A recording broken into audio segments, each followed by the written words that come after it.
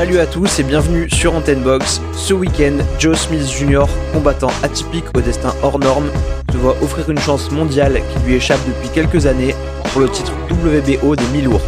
Est-ce enfin l'heure pour Joe Smith ? A-t-il le niveau pour faire partie du top de la catégorie ? Surtout, va-t-il réussir à dominer le solide Maxime Vlasov ? On en parle tout de suite. Avant de parler concrètement de Joe Smith Jr., je voulais juste évoquer un petit point.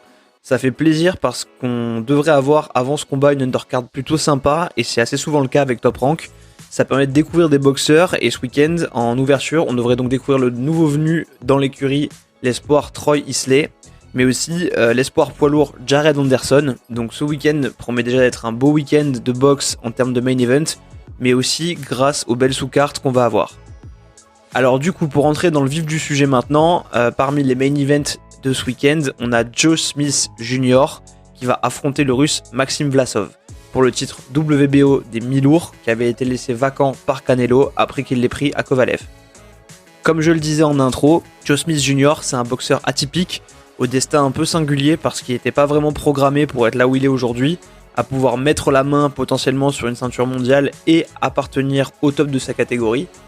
Joe Smith Jr. c'est un peu le working class hero comme on dit, c'est un boxeur qui est apprécié et auquel on s'attache. Il plaît parce qu'il a une histoire particulière, aussi parce qu'il est fougueux, qu'il est généreux, il cherche à cogner, il se pose pas de questions et après c'est clairement pas le combattant le plus complet. Tout a vraiment commencé pour lui contre Fonfara. Donc Fonfara voulait se servir de ce combat pour préparer sa revanche contre Adonis Stevenson. Il était bien coté, Joe Smith lui bossait comme ouvrier dans le bâtiment. Et il le met KO, Fonfara, donc dès le premier round. C'est une surprise absolue. Suite à ça, le vétéran Bernard Hopkins le choisit pour son dernier combat. Hopkins, il est alors âgé de 51 ans. Smith est là aussi toujours ouvrier dans le bâtiment. Et il gagne le combat encore en faisant carrément tomber Hopkins hors du ring. Et là, l'image aussi, elle est folle. À ce moment-là, les gens ils découvrent donc un boxeur qui aime la bagarre, puissant. Il utilise beaucoup son jab en avançant avec du débit pour enfoncer son adversaire et se rapprocher, et ensuite il envoie des gros crochets très larges avec un style un peu bourrin et assez rustre, mais on voit qu'il y va pour cogner. Et il a aussi tendance à avancer en mode carapace pour venir coller son adversaire et ensuite travailler avec ses gros crochets. Après il reste assez vulnérable parce que il n'est pas très bien protégé quand il est prêt à cause de l'amplitude qu'il met dans ses coups quand il les lance, et ça le rend aussi plus exposé face à des boxeurs précis. Après son combat contre Hopkins, vient Sullivan Barrera et on entame une période en dents de scie pour lui du coup. Ici encore ça commence bien à la base pour Smith parce qu'il envoie assez vite Barrera au tapis au tout début du combat. Il fait d'ailleurs déjà ça comme une victoire, mais Barrera va se relever et créer beaucoup de problèmes à Joe Smith, ce qui fera voir ses limites. Il se retrouve là face à un boxeur mobile qui arrive à bien voir venir les crochets de Smith, à les esquiver, et aussi un boxeur qui est très actif, qui va beaucoup gêner Smith. Il aime pas les boxeurs actifs qui mettent du débit et du rythme parce que ça l'empêche d'imposer son tempo à lui. Barrera il va pas hésiter non plus à salir un peu le combat pour vraiment empêcher Smith de trouver son rythme, et il finira donc Smith par perdre ce combat. Ensuite il aura l'occasion de se remettre en selle contre Melvin Russell qui est donc pas du tout pour le coup lui au niveau et se fera atomiser par Smith en 2 secondes. Ce qui ouvre du coup les portes à Smith d'un combat contre Dimitri Bivol pour le titre WBA World des mi-lourds, mais ici encore Smith sera battu. Il est littéralement submergé par la technique de Bivol qui voyait venir et esquivait tous les coups. Il contrait à chaque fois, il dictait le tempo.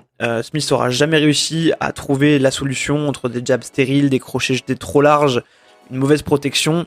Il cherchait trop la puissance et Bivol l'a vraiment outboxé. Il a dû finir ce combat assez frustré je pense parce que Bivol l'a promené avec sa mobilité, sa science du timing, sa précision. Smith s'était pas mal épuisé à répéter les mêmes enchaînements entre ses jabs et ses longs crochets, à chercher systématiquement la puissance. À la fin il était cuit alors que Bivol il avait encore l'air au max. Il a d'ailleurs été à 3 secondes près de finir KO à la fin du 12e round Smith. Après Bivol il est aussi sur une autre planète, je trouve personnellement, c'est vraiment un boxeur incroyable. Et de l'aveu de Smith c'est le boxeur le plus fort qu'il ait jamais rencontré. Mais ça aura aussi appris à Smith à réfléchir, à être moins prévisible et à moins se ruer systématiquement sur son adversaire. Après ses coups d'arrêt, il sort d'une super année 2020 aujourd'hui où il aura battu successivement Jesse Hart et Eleider Alvarez, 2 gros boxeurs de la catégorie. Ce qui lui aura permis de revenir en force et de montrer qu'il n'est pas arrivé là par hasard. On a vu que Hart craignait pas mal la puissance des coups de Smith, qui envoyait des missiles, et même quand il prenait des coups, il reculait pas, Smith. Et il combat toujours de la même façon, ça c'est vrai, en cherchant à frapper fort, mais sa puissance après c'est clairement son atout numéro 1. Lui il frappe pour dégommer, il avance vite avec les mains hautes en envoyant des séries de jabs pour mettre ensuite des gros coups. Faut pas qu'il se crève à lancer trop de parpaings dans le vide et qu'il soigne un peu sa maîtrise, mais malgré que Hart ait essayé de pas mal accrocher, de tourner autour de lui ou de reculer, il a pas réussi à empêcher Smith de lui faire mal. Et contre Alvarez, là ce qui est impressionnant c'était le bruit des coups quand les deux étaient au contact, c'était monstrueux parce qu'en plus il n'y avait pas de public donc on entendait tout. Je vous invite à aller voir ce combat parce que vraiment, franchement, juste pour entendre l'impact, c'est impressionnant. Ils ont passé pas mal de temps collés l'un à l'autre. En plus, ça s'envoyait des énormes frappes, un peu en mode à toi, à moi. Il a aussi pris pas mal de frappes en pleine tête, Joe Smith, mais ça a pu montrer à quel point il est résistant.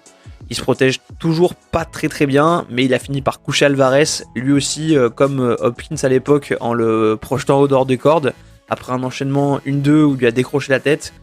Et ce bon bilan 2020, il lui a donc permis de décrocher le combat pour le titre WBO contre Maxime Vlasov après la défection de Oumar Salamov qui était à la base prévu pour ce combat. Et franchement, c'est mérité pour Smith d'avoir ce type de chance après l'année qu'il a eue et son parcours vraiment au mérite. Mais alors justement, qui est Maxime Vlasov et est-ce que Smith a une chance contre lui ? Vlasov, déjà il est un peu plus grand, il fait 1m92 contre 1m83 pour Joe Smith, donc en fait même carrément plus grand. Mais le problème c'est typiquement que Vlasov, c'est le genre de boxeur qui peut mettre Smith en difficulté. Déjà il est solide, il a jamais pris de KO, mais surtout il est assez mobile pour un mec de cette catégorie. Il est constamment en impulsion-répulsion, il est très remuant, il a un style assez inhabituel pour pas dire bizarre, il fait plein de trucs étranges avec ses bras. Dans les mouvements de son corps aussi, il avance pas mal son buste en bougeant, il vient chercher sinon avec des petites jabs ou il réalterne en montant les mains. Il provoque pas mal pour faire déclencher en fait et il travaille en esquive puis en remise avec un assez bon timing. Il met pas mal de pression psychologique surtout. Après, pas sûr que sur Smith ce soit le genre à gamberger. Il peut mettre du débit aussi, venir coller ou il pousse un peu parfois avec ses bras. Donc il a un style assez atypique, assez bizarre en fait, Vlasov. Il essaie de faire en sorte que son adversaire se jette pour ensuite envoyer des séries. Faut être capable de garder son calme contre un boxeur de ce genre. Glovaki par exemple, qui avait combattu Vlasov, avait gagné contre lui dans la catégorie au-dessus, donc les lourds légers, en sachant justement se montrer patient et en tombant pas dans les pièges que lui tendait Vlasov, ce qui pour le coup pourrait ne pas être le point fort de Smith, donc de savoir attendre et de se montrer patient. Vlasov, il change aussi beaucoup de rythme, il crée beaucoup d'incertitudes. Après, clairement, niveau punch, il est vraiment en dessous. C'est pas un boxeur puissant. Après, il est très résistant, comme je l'ai dit, parce qu'il a mangé beaucoup de gros coups et il a résisté. Mais globalement, il a quand même une bonne défense avec ses esquives, en tout cas meilleure que celle de Smith, je pense. Donc, sur ce qu'il faut attendre de ce combat, Smith, il a une expérience qui est quand même plus consistante que Vlasov, en ayant rencontré des boxeurs avec un plus gros pédigré et plus solide. Mais Vlasov, c'est totalement le type de boxeur qui peut le gêner. Smith, il va devoir dicter son rythme d'entrée, pas laisser Vlasov mettre un faux rythme justement.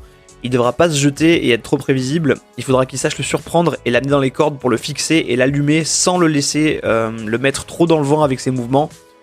Smith, il devra pas laisser Vlasov l'épuiser ou trop le frustrer. Il faudra qu'il envoie des missiles à Vlasov pour lui passer l'envie de jouer à touche-touche. Et s'il lui rentre dedans fort et bien dès le début, il peut mettre son empreinte sur le combat. En revanche, s'il laisse Vlasov l'endormir et choisir le rythme du combat, ça va être compliqué. Après, comme je l'ai dit pareil, Vlasov il est plus grand, donc Smith devra rentrer de la bonne manière, mais je pense qu'il aura pas peur de s'exposer au coup de Vlasov. Ce sera un vrai test pour Smith avec un match-up qui lui est a priori pas favorable vu son style, donc aussi une bonne façon de savoir où il se situe et s'il est vraiment capable d'affronter des adversaires de styles différents. Je pense que ce serait une vraie belle performance s'il arrive à éteindre Vlasov, mais ça pourrait aussi être un combat compliqué. Une victoire contre Vlasov, elle pourrait lui offrir le droit de revendiquer un des deux combats qu'il réclame, un contre Beterbiev, ce qui est vraiment courageux et que pas beaucoup de boxeurs osent faire, ou une revanche contre Bivol, même si je pense que Smith est clairement en dessous de ces deux boxeurs. C'est beau et c'est ultra appréciable de le voir appeler ces noms-là, ce que beaucoup n'ont pas le courage de faire aujourd'hui. C'est justement pour ça qu'on apprécie autant Joe Smith, parce que malgré son style un peu rustre, c'est un boxeur qui a pas peur, qui se focus pas sur son palmarès, ses défaites, victoires, voilà, il y va vraiment au culot, au courage et avec son cœur, et c'est ça qu'on aime chez ce type de boxeur-là. Voilà, c'est la fin de ce podcast. Si ça vous a plu et que vous voulez soutenir cette chaîne, abonnez-vous à la page et cliquez sur la petite cloche. Vous pouvez liker cette vidéo et aussi, surtout, la commenter, ça nous aide pour le référencement. Et enfin, vous pouvez nous suivre sur Instagram, sur la page Antenne Box. Merci d'avoir suivi ce podcast, bon week-end, box à tous, et on se retrouve très vite pour débriefer tout ça. Salut!